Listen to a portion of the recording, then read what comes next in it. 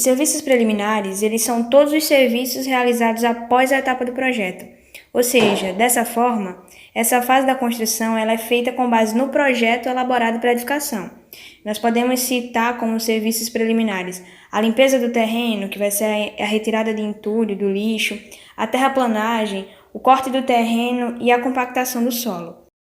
Os serviços preliminares são imprescindíveis para a execução da obra, uma vez que a não execução desses serviços preliminares podem acarretar em uma série de problemas para a qualidade da obra, tornando-a insegura, sem qualidade estética e prejudicando também o cronograma e ainda o orçamento. E nós temos alguns tipos de serviços preliminares. São destacados a sondagem, a demolição, a limpeza do terreno, a terraplanagem e a locação da obra. Partindo do princípio que já conhecemos do que se trata de serviços preliminares, a obra do canteiro ela tem seu início na implantação justamente desse canteiro. No entanto, existem alguns fatores que vão interferir nessa implantação, e alguns desses fatores são demolições, movimentos de terra, obras de contenção, além de obras de drenagem e também de fundações. Elementos de infraestrutura. Instalações provisórias. Energia elétrica, água e esgoto. É dada em função do número de trabalhadores e operários, evitando que sejam contíguas da obra. Armazenamento de materiais. Materiais perecíveis, cimento, cal e gesso. Deve ter um depósito específico, isento e umidade, ventilado, empilhado sobre tablado de madeira elevado do solo. Materiais especiais: tintas, ferragens, fiação, canalização e madeira. Materiais de acabamento: azulejo, peças sanitárias podem ser armazenados após a vedação.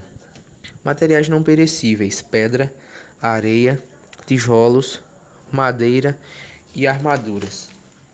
Almoxarifado: 0,20 a 0,60 metros quadrados por trabalhador, dependendo da quantidade de trabalhadores que estejam operando na obra. Sanitária e vestiários: superfície de 1 a 2 metros quadrados por trabalhador e 1 a 2 sanitários para cada 50 operários. São obrigatórios para permitir a troca de roupa dos operários.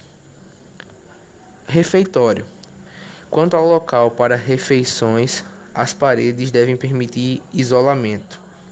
Piso em concreto, cimentado ou semelhante. Deve ter capacidade para todos os trabalhadores da obra na hora das refeições. Ventilação e iluminação podem ser naturais ou artificiais. Deve também haver no local do refeitório ou no interior lavatórios para a higienização dos mesmos que operam na obra. Acerca do armazenamento de materiais, nós temos 3 subdivisões, que são em materiais perecíveis, materiais especiais e materiais de acabamento. Os materiais perecíveis são aqueles que correspondem a cimento, cal ou gesso, e eles devem ter um depósito específico isento de umidade. Já os materiais especiais, eles deterioram com facilidade e são bem caros, como exemplo de tintas, ferragens, canalização, por isso precisam ter uma armazenagem específica. Já os materiais de acabamento correspondem a azulejos e peças sanitárias e podem ser armazenadas posteriormente, ou seja, após a vedação, em local apropriado. Agora chegou o momento de falarmos sobre algo extremamente importante: a segurança do trabalhador. Sabemos que todas as atividades referentes à segurança no canteiro de obras são extremamente importantes para um projeto de construção. Prezar pela saúde e pelo bem-estar dos trabalhadores envolvidos nesse processo não é apenas uma obrigação da construtora, como ainda traz diversas vantagens ao ambiente de trabalho e aos resultados entregues, pois independente da dimensão da obra ou do número de trabalhadores envolvidos, uma gestão eficaz garante não só o aumento na produtividade, como também entregas de maiores qualidades. Por isso, é necessário um programa de necessidades para o projeto do canteiro de obras, entre os quais podemos citar o PCMAT, que se trata de um programa de condições e meio ambiente de trabalho, ligado à NR18, onde é obrigatório para qualquer obra com mais de 20 operários no total independentemente de serem ou não da mesma empresa. Os riscos de acidentes dos trabalhadores acompanham esse processo, exigindo acompanhamento pontual e periódico, seguindo as normas reguladoras estabelecidas pelo Ministério do Trabalho e Emprego.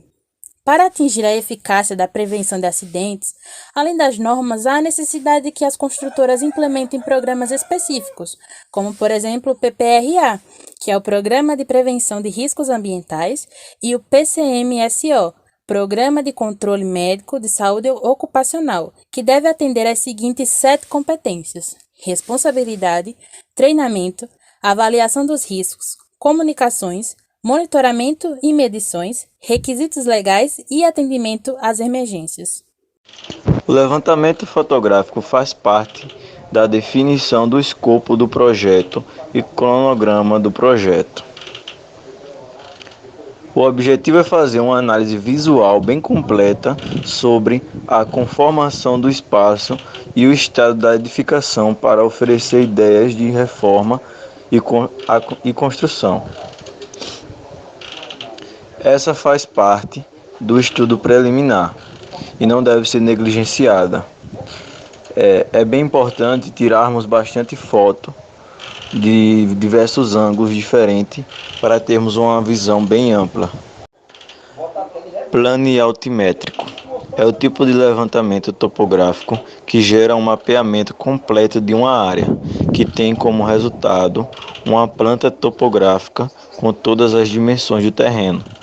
O levantamento planialtimétrico é uma junção de outros 2 tipos de levantamento topográfico, o planimétrico e o altimétrico.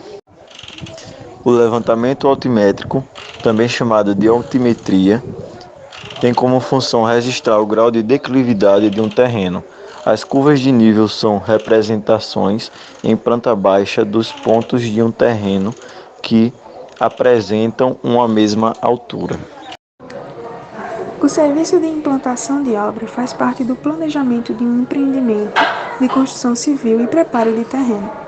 A implantação da obra é a realização de marcações no terreno para guiar a construção, com máxima precisão, delimitando. Damos início com os tipos de locações.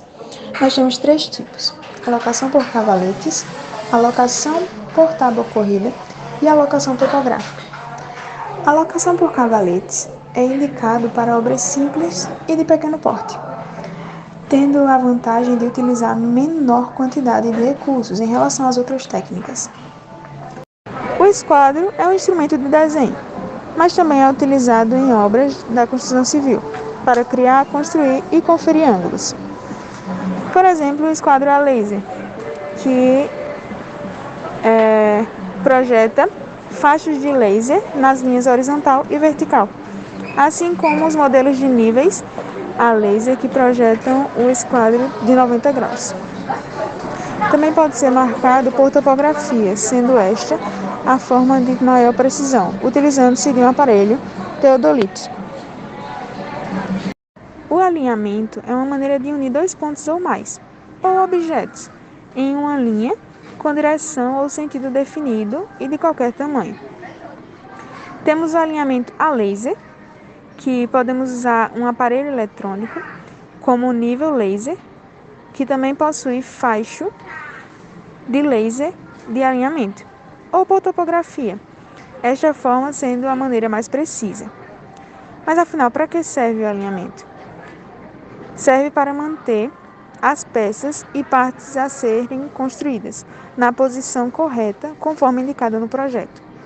Com isso, gerando uma perfeita aparência estética, tanto interna como externamente. Dessa forma, transferindo com o maior rigor possível o projeto para o ambiente físico. Outro ponto é a limpeza do terreno. Ela ajuda no levantamento planialtimétrico e evita futuras rachaduras. Existem 3 tipos de limpeza de terreno: carpir, roçar e destocar. O método de carpir será usado quando houver pouca vegetação e precise apenas de uma enxada. O método de roçar é utilizado quando existe uma vegetação um pouco maior e precise de uma foice. Já o método de destocar será utilizado quando houver uma vegetação mais densa, árvores e arbustos. A sondagem é um processo de exploração e reconhecimento do subsolo, para saber qual tipo de fundação utilizar em cada obra. Algumas informações obtidas são a classificação das camadas, o nível do lençol freático e a capacidade de carga do solo.